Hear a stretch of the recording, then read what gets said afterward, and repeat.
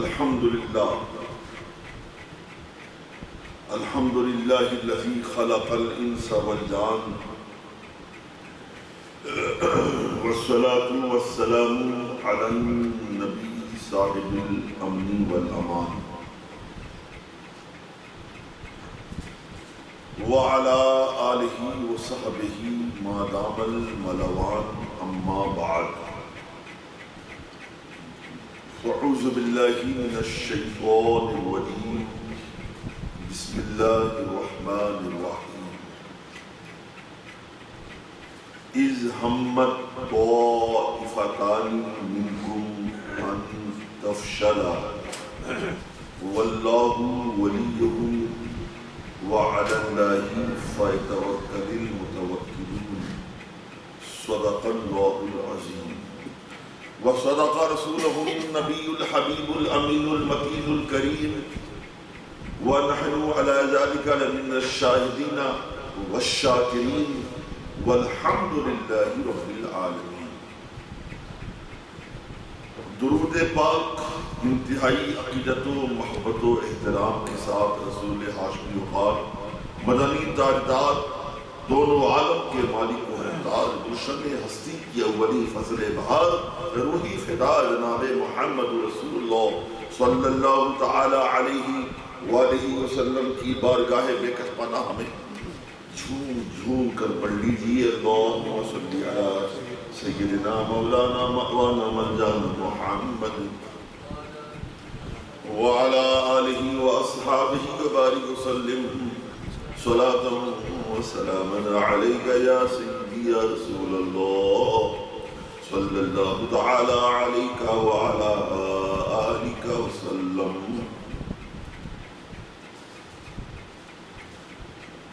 حضرات مسلیان،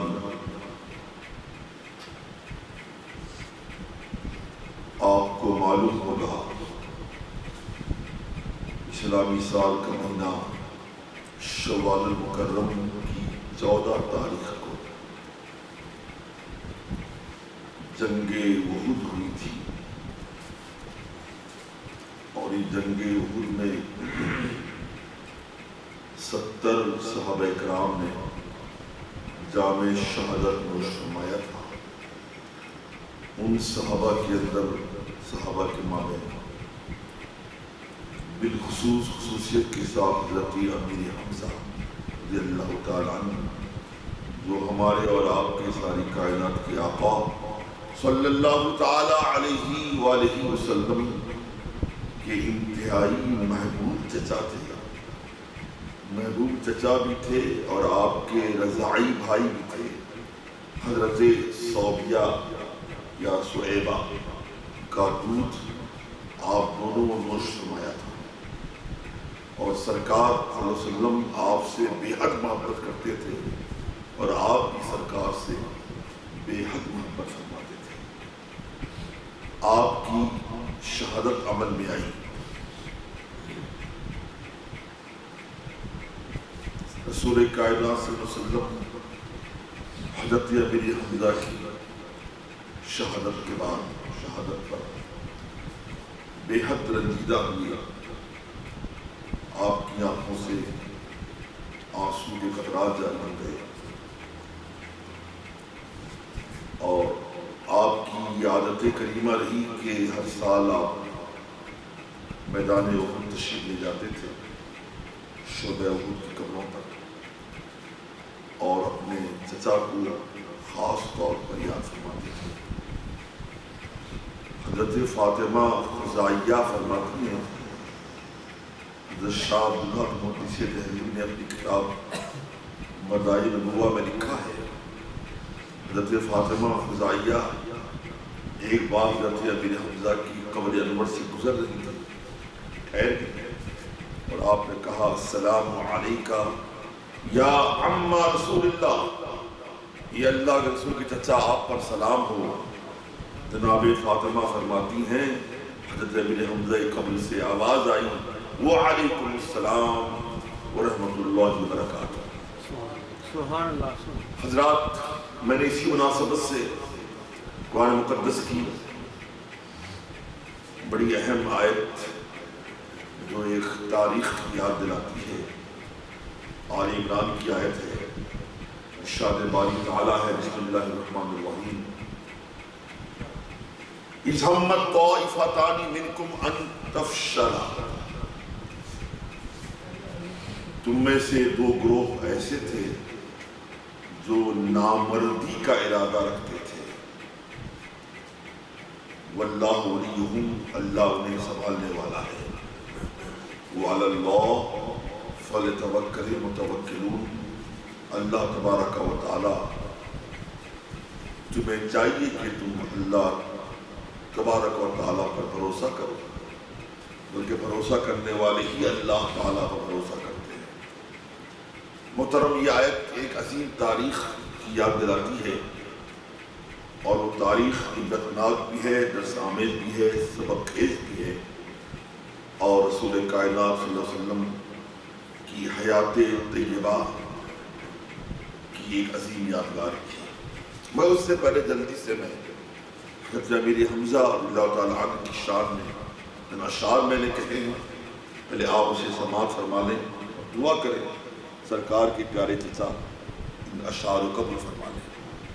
عرض کیا ہے، دین و ایمان میں کامل ہے امیر حمزہ،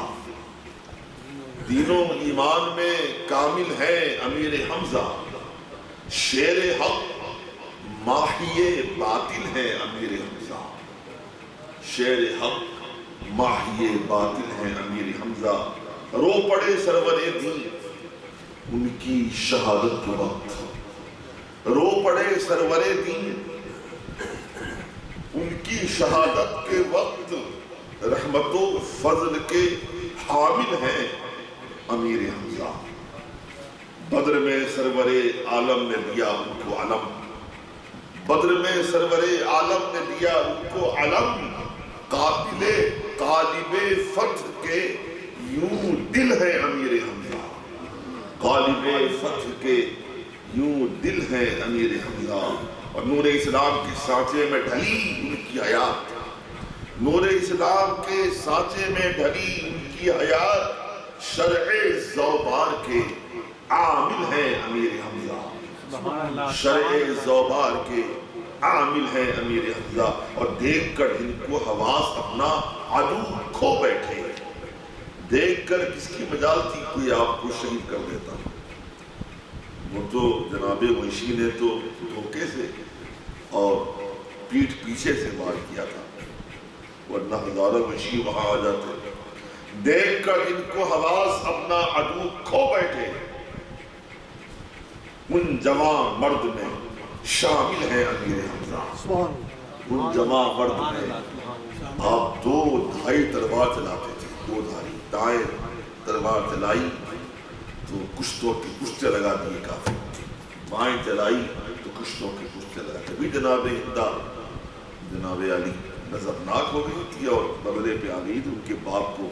آپ ہی نے قتل کیا تھا، جنہوں نے نانے بدل۔ عرض کیا ہے کہ دیکھ کر جن کو حواس اپنا عدو کھو بیٹھے، ان جوان مرد میں شامل ہیں امیر حمزہ، تقویت ان سے ملی حق کے پرستاروں کو، تقویت ان سے ملی حق کے پرستاروں کو، ارے حرب کفر کے قاتل ہیں امیر حمزہ، حرب کفر کے قاتل ہیں امیر حمزہ، ان کے صدقے ہمیں ملتی ہیں عنایات نبی، ان کے صدقے ہمیں ملتی ہیں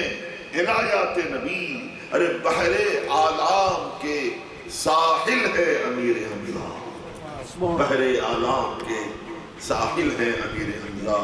اور آخری شعر ہے، دیکھ کر جن کو ابو جہل کے ہوش اڑتے رہے، دیکھ کر جن کو ابو جہل کے ہوش اڑتے رہے، سر بلندی کے وہ حامل ہے امیر حمزہ، سر بلندی کے وہ حاصل ہے امیر حمزہ، اور مقطع کا شعر ہے وہ محبوب خدا کے بڑے محبوب چچا، ہے وہ محبوب خدا کے بڑے محبوب چچا، قدسی تسلیم کی منزل ہے امیر حمزہ،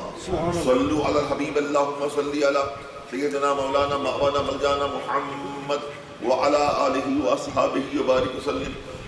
صلاة وسلاما عليك يا سيدي يا رسول الله صلى الله تعالى عليك وعلى آلك وسلم. حضرات، دراصل جیسا کہ آپ کو معلوم ہے کہ جنگ بدر میں مسلمانوں کی شاندار فتح، کافروں کو ذلت و رسوائی کا سامنا کرنا پڑا. کفار مکہ کے، قریش کے بڑے بڑے سورما، صاحب ثروت، سرداران مکہ بڑی ذلت سے مارے گئے، جس میں بڑے بڑے نام آتے ہیں. اور یہ ذلت سے ان کا مارا جانا اور ان کی شرمناک شکست بھلا کفار مکہ کو ہضم کیسے ہو سکتی تھی؟ دن رات لگے رہے کیسے مسلمانوں سے بدلہ لیا جائے، مگر انہوں جنگ بدر کا نقشہ دیکھ لیا تھا. ان کے سامنے بدر کا منظرنامہ تھا. ان کے اندر ایسا مسلمانوں کا دبدبا روب طاری تھا کہ ہزار ہمتیں کرنے کے بعد بھی وہ تیار نہ تھے کہ مسلمانوں پہ حملہ کیا جائے، کہ مسلمانوں سے لڑنا کوئی باعث اطفال نہیں ہے. مگر معلوم ہے جن لوگوں کے باپ مارے گئے تھے، بھائی مارے گئے تھے، ان میں بڑی بے چینیاں تھیں. عربوں میں دستور عجیب تھا، غالباً آج بھی ہو، کہ اگر کسی کا باپ مار دیا گیا، بھائی مار دیا گیا، وہ جب تک انتقام نہ لے لیتا اسے چین نہیں ملتا. تو بڑی ضدی قوم، اور جناب عالی بڑی ہردھر قوم کا نام عرب ہے. یہ تو میں اکثر بولتا ہوں کہ میرے سرکار کا بہت بڑا معجزہ ان عربوں کو سرکار نے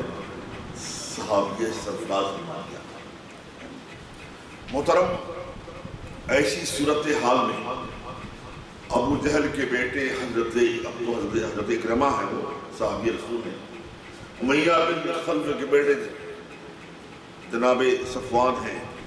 یہ دونوں بعد میں چل کے مسلمان ہو گئے، صحابہ بن گئے. ابو جہل کے بیٹے اور امیہ بن خلف کے بیٹے، ان دونوں نے جا کر جناب ابو سفیان سے کہا، سردار مکہ تھے، کہا کہ ہمیں اپنے باپ، اپنے بھائی، رشتہ داروں کے قتل کا بدلہ لینا ہے. لہذا جو مشترکہ تجارتی فنڈ ہے، وہ سارے پیسے آپ ان سارے پیسوں سے جنگی ہتھیار خریدیے اور جنگی سامان خریدیے، اور ہمیں ایک بار کی متحد ہو کر جوش و خروش کے ساتھ، ولولے کے ساتھ میں مسلمانوں پہ حملہ کرنا ہے. ان کی اینٹ سے اینٹ بجا دینی ہے، ان کو صفحہ ہستی سے مٹا دینا ہے. ہمیں انتقام کی آگ بجھانی ہے، ہمیں انتقام کی پیاس بجھانی ہے. محترم حضرات، ابو سفیان نے ان دونوں نوجوانوں کا جوش و خروش دیکھا. مختصر یہ ہے کہ کفار مکہ نے حضرت ابو سفیان کی سرکردگی میں، سربراہی میں تمام تر قوتیں لگا دی، جنگی سامان، جنگی ہتھیار، اور یہاں تک کہ کفار قریش کی عورتوں کو بھی لگا دیا گیا. عورتیں بھی گھر گھر جا کے جوش دلایا کرتی تھیں. عورتوں کے جوش کا یہ عالم تھا کہ میدان احد میں بھی عورتیں، کفار قریش کی عورتیں آ گئی تھیں میدان احد میں کافروں کے ساتھ میں مسلمانوں سے بدلہ لینے کے لیے. صرف آئی نہیں تھیں بلکہ یہ ساری مشرکہ عورتیں میدان احد میں مل کر جو اشعار پڑھتی تھیں، وہ اشعار سننے کے بعد پتہ چلتا ہے ان مشرکہ عورتوں میں بھی کس قدر جوش و خروش تھا اور کیسے انتقام لینا وہ چاہتی تھی. تاریخ کے اوراق شاہد ہیں، یہ عورتیں میدان احد میں یوں اشعار رزمیہ پڑھتی تھی، یوں کہتی تھی، نحنو بنات طارق نمشی علی النمارق، نحنو بنات طارق نمشی علی النمارق،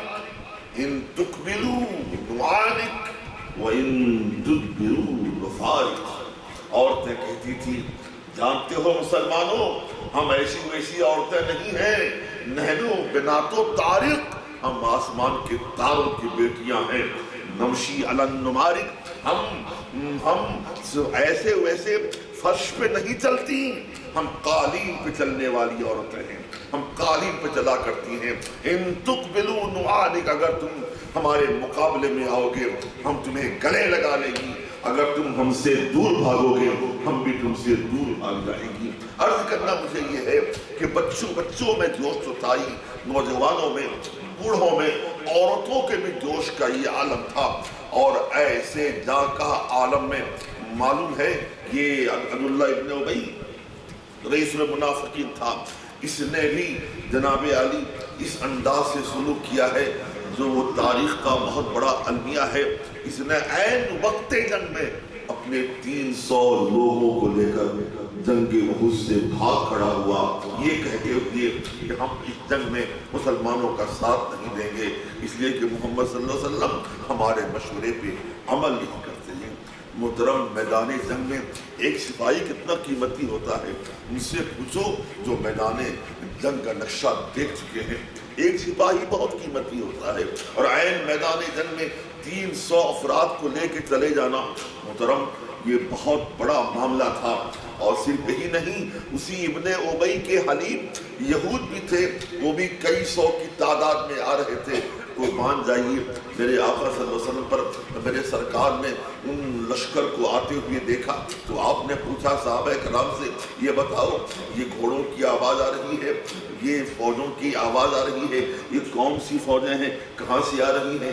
صحابہ کرام نے بتایا آقا ابن ابی کی حلیف یہ یہودی فوجیں ہیں۔ میرے سرکار نے فرمایا تھا کہ نہیں، ان سے کہہ دو واپس چلے جائیں، ہمیں مشرکوں کے مقابلے میں مشرکوں کی مدد نہیں چاہیے۔ جو بڑا آج جناب علی نرم گوشہ رکھتے ہیں، ارے اہل کتاب ہے کیا فرق پڑتا ہے، ان کا ذبیحہ بھی کھا لو، ان کی بیٹیوں سے شادیاں بھی کر لو۔ دیکھو میں آپ کے سامنے حدیث پیش کر رہا ہوں، جب یہودی لشکر آ رہا تھا مسلمانوں کی امداد کے لیے، آقا نے کیا فرمایا تھا؟ یہودی لشکر سے کہہ دو واپس چلے جائیں، مشرکوں کے مقابلے میں ہمیں مشرکوں کی مدد نہیں چاہیے۔ یہاں سرکار نے مشرک بتایا ہے۔ محترم دوستو، عرض میں کر رہا تھا ایسے جا کا وقت میں ابن ابی بھی واپس چلا گیا 300 افراد کو لے کر۔ یہ قربان جائیے میرے آقا صلی اللہ علیہ وسلم کے ساتھ میں وہ صحابہ کرام تھے، جانشاری کا کوئی جواب نہیں۔ محترم معلوم ہے میرے آقا صلی اللہ علیہ وسلم کی صحابی ذاتوں کا عجیب و غریب عالم تھا۔ تاریخ پڑھیے گا عجیب و غریب واقعات نظر آئیں گے آپ کو، ایمان میں جلا پیدا کرنے والے ہیں۔ جناب ابو رافع ہیں، چھوٹے سے بچے ہیں، یہ سرکار کی بارگاہ میں آئے اور عرض کرنے لگے آقا میں بھی میدان احد میں چلوں گا، میں بھی کافروں کے مقابلے میں جاؤں گا۔ میرے سرکار نے منع فرمایا، روکا، کہا ابو رافع تم ابھی بچے ہو اور چھوٹے بچے جنگ میں نہیں جاتے ہیں۔ مگر صحابی زادے نے بڑی ضد کی، بڑا اصرار کیا، کہا یا رسول اللہ مجھے آپ چھوٹا کہتے ہیں، میں کہاں چھوٹا ہوں؟ آپ ایڑی کے بل کھڑے ہو گئے۔ آقا دیکھے نا میں تو اب بڑا ہو گیا ہوں، کہاں چھوٹا ہوں میں؟ سرکار کو پیار آ گیا، آقا نے انہیں اجازت دے دی۔ اس کے بعد جناب سمورہ ان کے دوست تھے، وہ بھی جوان تھے، بچے تھے، انہوں نے کہا آقا آپ نے انہیں اجازت دی ہے، ہمیں بھی اجازت دی جائے اس لیے کہ میں انہیں کشتی میں پچھاڑ دیتا ہوں، میں ان سے زیادہ قوی ہوں، زیادہ طاقتور ہوں، پھر دونوں میں کشتی کرائی جاتی ہے۔ واقعی جناب سمورہ نے انہیں پچھاڑ دیا، ان کو بھی اجازت مل گئی۔ محترم دوستو، میدان احد کیا ہے؟ صرف یہی نہیں بلکہ میں آپ کو بتاؤں، میں جنگ احد کے زمانے میں صحابہ کرام کی جانثاریوں پہ قربان جائیے، صحابہ کرام نے ان جانثاریاں پیش کی ہیں، اس کی مثال تاریخ میں آپ ڈھونڈتے رہیے، مثال آپ کو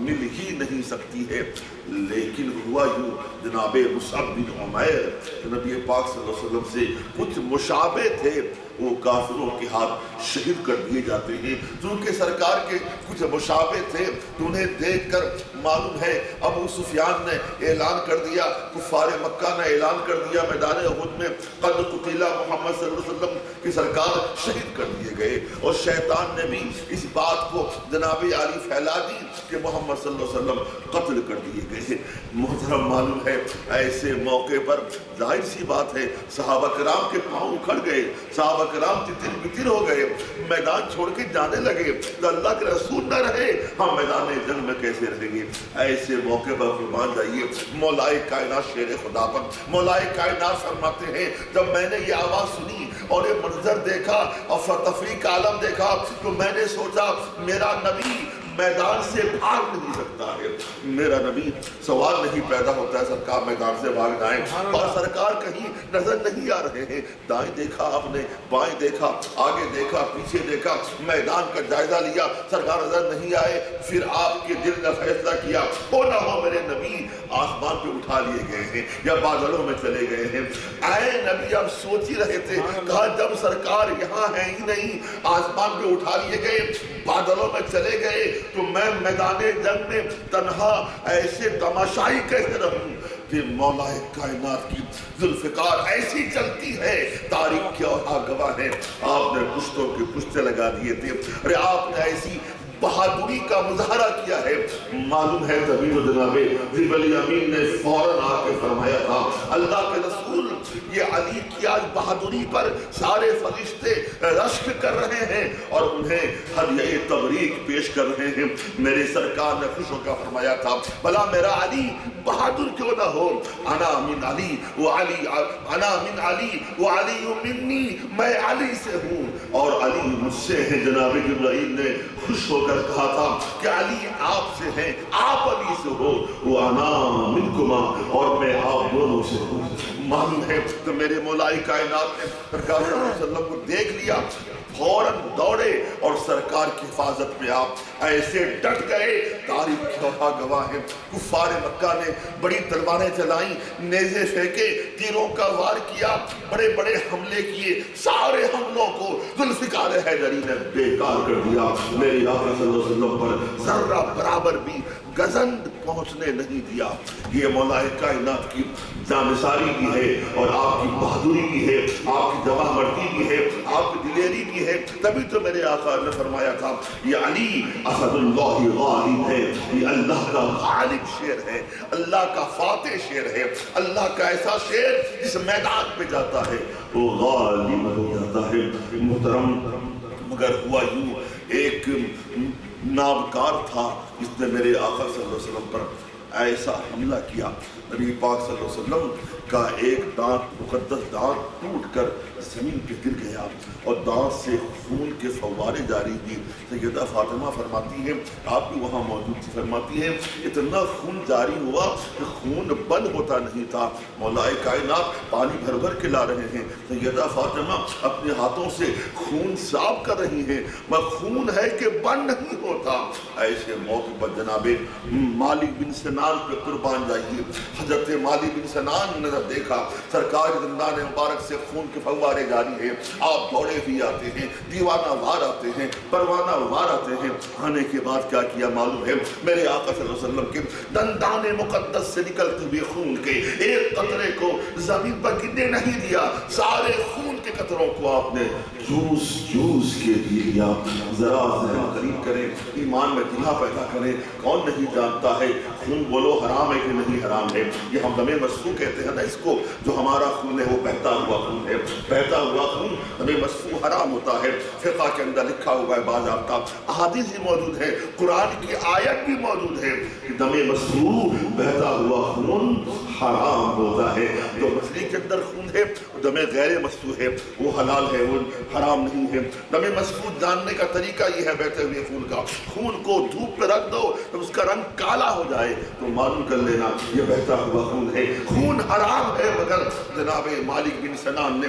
نبی پاک صلی اللہ علیہ وسلم کے زندان پاک سے نکلے ہوئے سارے خون کو چوس چوس کے پی لیا۔ معلوم ہے تو میرے آقا نے منظر دیکھا، کہا مالک تم کیا کر رہے ہو؟ تم نے میرا خون پی لیا۔ کہا آقا صلی اللہ علیہ وسلم یہ آپ کے دندان پاک کا خون ہے، زمین پہ کیسے گر سکتا ہے؟ میں نے سارے خون کو اپنے اندر لے لیا، پی لیا۔ تو میرے آقا فرماتے ہیں جس نے میرا خون پی لیا ہے اسے کبھی جہنم کی آگ چھو نہیں سکتی ہے۔ معلوم کیا ہوا؟ اب پھر موضوع بدل جائے گا، میرا وقت بھی کم ہے، میں ایک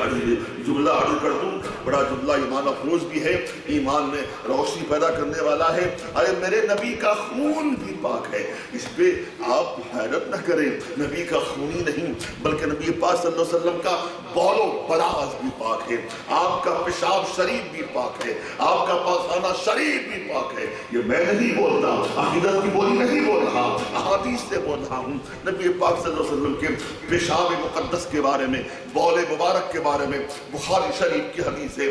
حضرت ام ایمن فرماتی ہے نبی پاک صلی اللہ علیہ وسلم صبح بیدار ہوئے تو میں نے کیا دیکھا، آپ کی چارپائی کے نیچے آپ کا پیشاب مار رکھا ہوا ہے، میں نے پورے پیشاب مبارک کو، بول پاک کو میں نے پی لیا۔ تو نبی پاک نے پوچھا ام ایمن یہ تم نے کیا کیا؟ کہا کہ آقا میں نے تبرو سمجھ کے پورا پی لیا۔ میرے سرکار فرماتے ہیں ام ایمن تو نے میرا پیشاب پیا ہے، جب تک تو زندہ رہے گی کبھی تیرے پیٹ میں درد نہیں ہوگا۔ ام ایمن کہتی ہے تا حیات مجھے کبھی پیٹ کا مرض نہیں ہوا۔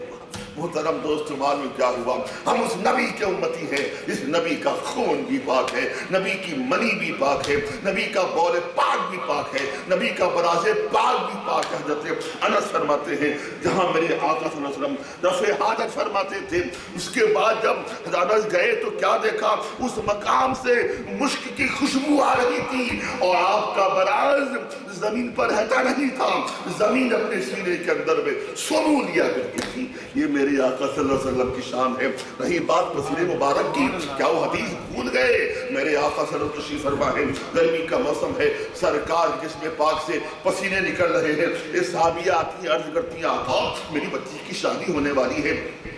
میں آپ کی بارگاہ میں خوشبو لینے آئی ہوں، میں آپ کی بارگاہ میں آئی ہوں عطر مل جائے۔ میرے آقا نے فرمایا صحابیہ بتا شیشی لائی ہے؟ ہاں آقا شیشی ہے میرے پاس میں۔ میرے سرکار نے اس شیشی میں اپنے پسینوں کے قطروں کو ڈال دیا، کہا لے جا صحابیہ شیشی لے جا، میرا پسینہ لے جا، اپنی بچی کو شادی میں میرے پسینے قطروں سے معطر کر دینا۔ تاریخ کے اوراق شاہد ہے، حدیث کے اوراق گواہ ہیں، صحابیہ نے اپنی بچی کو سرکار کے پسینے سے معطر کر دیا اور تاریخ بتاتی ہے، حدیث یوں کہتی ہے بچی کی شادی ہو گئی، 7 نسلوں تک جو بھی بچے پیدا ہوتے رہے معطر پیدا ہوتے رہے، مشکبار پیدا ہوتے رہے، خوشبودار پیدا ہوتے رہے۔ ایک جملہ کو چلتے چلتے بول دوں، جب تم میرے نبی کے بول و براز کے برابر نہیں ہو سکتے ہو، خون کے برابر نہیں ہو سکتے ہو، پسینے کے برابر نہیں ہو سکتے ہو، تو ذات نبی سے برابری کا کیسا دعویٰ ہے؟ اللہ کی پناہ ہمیں عرض کر رہا تھا میدان احد ہے، نبی پاک صلی اللہ علیہ وسلم کے نانے مبارک شہید ہو جاتے ہیں، خون بہتا جا رہا ہے، سارا خون جناب مالک بن سنان نے نوش فرما لیا، چوس چوس کے پی لیا، اور سرکار نے آپ کو بشارت بھی دی۔ ہوا یوں ہے مختصر کہ میرے آقا صلی اللہ علیہ وسلم نے دیرہ، عربی میں کہتے ہیں دیرہ کا معنی تنگ راستہ، جو لوگ گئے ہیں میدان احد وہاں غور سے دیکھا ہوگا، یہ آپ احد میں پہنچے تو جب آپ پہنچیں گے تو آپ کی بائیں جانب ایک پہاڑی ہوگی اور دائیں جانب میدان جبل احد ہے، ٹھیک ہے جی؟ تو جبل احد اور یہ چھوٹی پہاڑی جو ہے اس زمانے میں یہ تنگ راستہ تھا، اسے دیرہ کہتے ہیں۔ میرے سرکار نے سوچا کہ اگر دیرہ پر ہم دستہ نہ لگا دیں، دستہ لگا دیں تو فائدہ یہ ہوگا کہ کفار مکہ عقب سے پیچھے سے حملہ آور نہیں ہو سکتے۔ تو میرے آقا صلی اللہ علیہ وسلم نے 50 تیر انداز صحابہ کرام کو دیرہ میں تعین کر دیا، تم یہاں پہ کھڑے رہنا، یہیں پہ رہنا، خواہ ہمیں شکست ہو یا فتح ہو، جب تک میں نہ کہوں یہاں سے نہیں ہٹنا۔ مگر چونکہ رسول پاک صلی اللہ علیہ وسلم کی شہادت کی خبر عام کر دی گئی تھی اور پھر یہ کہ پہل کفار مکہ بھاگ نکلے تھے اور وہ شدت خوردہ ہو کر بھاگ رہے تھے، جب یہ منظر دیکھا تو دیرہ والے صحابہ نے سوچا مسلمانوں کو فتح ہو گئی ہے، ہم بھی نیچے اترتے ہیں، مگر انہیں یہ ہوش نہ رہا، یہ خیال نہ رہا کہ سرکار نے منع فرمایا ہے، اور خیال رہا بھی ہو انہوں نے سوچا سرکار نے منع فرمایا ضرور تھا، اب تو فتح ہو گئی ہے، اب تو کامیابی ہو گئی ہے، ہم جنگ جیت گئے ہیں، لہذا اب ہم جا سکتے ہیں۔ وہ چوہی نیچے ڈیرا سے اترے ہیں، پہاڑی نیچے اترے ہیں، ٹھیک اس کے پیچھے جناب خالد بن ولید اس زمانے میں بہت بڑے کافر تھے، انہوں نے منظر دیکھا، ڈیرا والے صحابہ اتر رہے ہیں، انہوں نے فوراً موقع کا فائدہ اٹھاتے ہوئے ایسا حملہ کیا کہ مسلمانوں کی زمین، مسلمانوں کے پاؤں سے زمین اکھڑتی گئی اور 70 صحابہ ایسے موقع پر شہید ہو گئے۔ محترم دوستو، میں آپ سے عرض کروں، سرکار نے منع فرمایا تھا، کس سے منع فرمایا تھا؟ صحابہ کرام سے۔ صحابہ کتنے مراتب ہوتے ہیں، اندہ بتانے کی ضرورت نہیں۔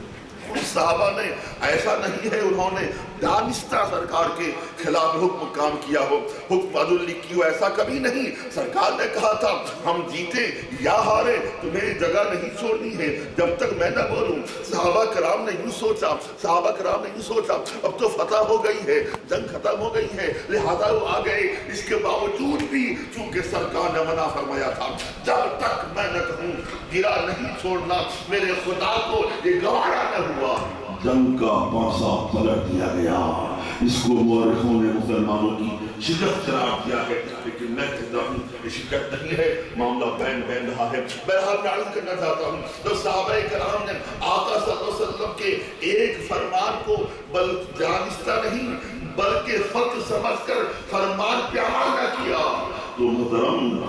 نقشہ جنگ کا پلٹ دیا گیا، مسلمان 70 صحابہ شہید ہو گئے، اور جس کو شکست کا نام دیا جاتا ہے۔ اب جو مسلمان دانستہ اپنے ہمارے آقا صلی اللہ علیہ وسلم کی نافرمانی کرتا ہے، محترم بتاؤ اس کا عمل کیا ہوگا، اس کا حشر کیا ہوگا، اس کی کیفیات کیا ہوں گی۔ ایسے موقع پر مجھے وہ واقعہ یاد آ رہا ہے، معلوم ہے جب یہ میدان جنگ احد جب ختم ہو گئی، ختم ہونے کے بعد میں مدینے تک بات پہنچ گئی، جنگ کا معاملہ ایسا رہا، اور یہ بھی خبر پہنچ گئی اللہ کے رسول شہید کر دیے گئے ہیں۔ جب ایک خبر ایک صحابیہ کے کانوں پہ پڑتی ہے، وہ صحابیہ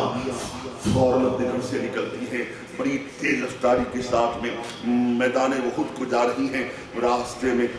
لوگوں سے ملاقات ہوئی، لوگوں نے پوچھا کہاں جا رہی ہیں؟ بڑی تیزی میں ہیں، پریشان حال ہیں، مضطرب ہیں، اضطرابی کیفیات سے دوچار ہیں، بڑی مزمحل ہے، معاملہ کیا ہے؟ صحابیہ نے پوچھا کہ سنو، میں نے سنا ہے اللہ کے رسول شہید کر دیے گئے، کیا یہ خبر صحیح ہے؟ کہا سنو، ایک بات تم بعد میں جاننا، ہم تمہیں یہ بھی بتا دیں میدان احد میں تمہارا باپ بھی شہید ہو گیا، تمہارا شوہر بھی شہید ہو گیا، تمہارا بھائی بھی شہید ہو گیا۔ محترم سوچئے، تین شہادتیں ہیں، باپ کی شہادت، شوہر کی شہادت، بھائی کی شہادت۔ اتنا سننے کے بعد صحابیہ کے اندر ذرہ برابر بھی کسی قسم کا جناب علی نظریات میں، ان کی سوچوں میں تبدیلی نہیں آتی، نہ ان میں گھبراہٹ طاری ہوتی ہے، نہ کپاہٹ طاری ہوتی ہے، نہ ڈگمگاہٹ حائل ہوتی ہے، نہ ان کے اندر اضطراب پیدا ہوتا ہے، نہ اضمحلال پیدا ہوتا ہے، بلکہ پلٹ کے سوال کرتی ہیں ہاں معلوم، ہاں مجھے معلوم ہوا، تمہارے کہنے پر میرا باپ بھی مارا گیا جنگ احد میں، میدان احد میں میرا بھائی مارا گیا، شوہر مارا گیا، ذرا یہ تو بتاؤ اللہ کے رسول سلامت ہے کہ نہیں ہے؟ اتنا سننا تھا، صحابہ نے کہا اللہ کے رسول سلامت ہیں۔ اتنا سننے کے بعد وہ خاتون صحابیہ دوڑی ہوئی جاتی ہیں میدان احد میں، نبی پاک صلی اللہ علیہ وسلم کی بارگاہ میں کھڑے ہو کر آپ عبداللہ استعمال کیا تھا، حدیث نے اپنے سینے میں محفوظ رکھا ہے۔ آپ فرماتی ہیں اللہ کے رسول میرا باپ شہید کر دیا گیا، میرا بھائی شہید کر دیا گیا، میرا شوہر شہید کر دیا گیا، مجھے کوئی غم نہیں، کلو مصیبت بعد کا جلل، آپ سلامت ہو، ساری مصیبتیں میرے لیے ہیں، آپ ہیں تو خداوند قدوس کی رضا ہمارے ساتھ شامل ہے، خداوند قدوس کی خداوند قدوس کے ہمارے ساتھ خوشنودی شامل ہے۔ اس محبت کو سلام کرو۔ باپ مار دیا گیا، بھائی مار دیا گیا، شوہر مار دیا گیا، مگر ذرہ برابر بھی غم نہیں، سرکار سلامت ہے۔ تو صحابیہ فرماتی ہے کل مصیبت بعد کا جلل، کہ آپ کے سامنے ساری مصیبتیں ایک صوبہ کرتی ہیں۔ اس انداز سے صحابہ کرام نے بھی اور صحابیات نے بھی بحمدہ تعالی میدان احد میں میرے آقا صلی اللہ علیہ وسلم کی محبت کا مظاہرہ فرمایا ہے، اور یہ یہ بات بھی آپ کو اچھی طرح معلوم ہے، حضرت امیر حمزہ رضی اللہ تعالی عنہ جو میرے سرکار کے محبوب ترین چچا تھے، چونکہ آپ نے میدان بدر میں جناب ہندہ کے باپ عتبہ کو قتل کیا تھا، اور میں نے جیسے آپ کے سامنے میں نے بتایا عربوں میں دستور تھا وہ انتقام لینے کے لیے کچھ بھی کر سکتے تھے۔ جناب ہندہ نے جناب وحشی کو، یہ سب سارے یہ بھی صحابیہ بن گئیں، جناب وحشی بھی صحابی بن گئے، محترم جناب وحشی کو بہت بڑے وہ بھالے باز تھے، ان کو قریب کیا اور ان کو ہموار کیا اور کہا وحشی اگر تم امیر حمزہ کو احد کے میدان میں قتل کر دو گے میں تمہیں دولت سے مالا مال کر دوں گی۔ جناب وحشی حالت کفر میں تھے، ہندہ بھی حالت کفر میں ہے، ان کی باتوں پہ آ گئے۔ یقین جانیے سرکار امیر حمزہ کو مارنا اتنا آسان نہیں تھا، آپ وقت کے بہت بڑے بہادر تھے، آپ کے سامنے بڑے بڑے سورما پاؤں کی ٹھوکر بن جایا کرتے تھے، آپ تو ککڑی اور گاجر کی طرح کافروں کو کاٹ دیا کرتے تھے۔ جب آپ کی 2 دھائی تلوار چلتی تھی تو بڑے بڑے سورما معلوم ہے کٹ کے گر جاتے تھے، ان کو مارنا کوئی آسان کام نہیں تھا۔ جناب وحشی کو بھی معلوم تھا یہ امیر حمزہ ہیں جن کو سرکار نے خود کہا تھا امیر حمزہ میرے چچا آپ اسد اللہ بھی ہو، اسد الرسول بھی ہو، اب اللہ کے بھی شیر ہو اور رسول کے بھی آپ شیر ہو۔ جو شیر اللہ کا بھی ہو رسول کا بھی ہو اسے ماننا اتنا آسان نہیں تھا۔ جناب وحشی چھپ کے بھالے کو نشانے میں لگائے ہوئے تھے، جیسے موقع ملے گا ان کا کام تمام کر دوں گا۔ جناب امیر حمزہ بڑی بہادری کے ساتھ لڑ رہے ہیں اور ایسے موقع پر وحشی نے موقع دیکھتے ہی پیچھے سے بھالا پھینکا اور وہ بھالا آپ کی پشت سے ہوتا ہوا باہر نکل آیا، زخمی کی تاب نہ لا سکے، زمین پہ گر گئے اور آپ شہید ہو گئے۔ اور ہندہ نے قسم کھا رکھی تھی امیر حمزہ اگر مار دیے گئے میں اپنے باپ کے بدلے میں، باپ کے انتقام کے جوش میں امیر حمزہ کے کلیجے کو کچا چباؤں گی۔ ہوا بھی ایسا، ہندہ آگے بڑھی، جناب امیر حمزہ کے کلیجے کو چیر دیا، سینے کو چیر دیا اور کلیجے کو چاک کر کے کچا چبانا چاہا، کچا چبانے کی کوشش کی، آپ کے خون کو لے کر ٹیکا پہنا، آپ کے گوشت کا قیمہ بنایا، آپ کی ناک کو کاٹ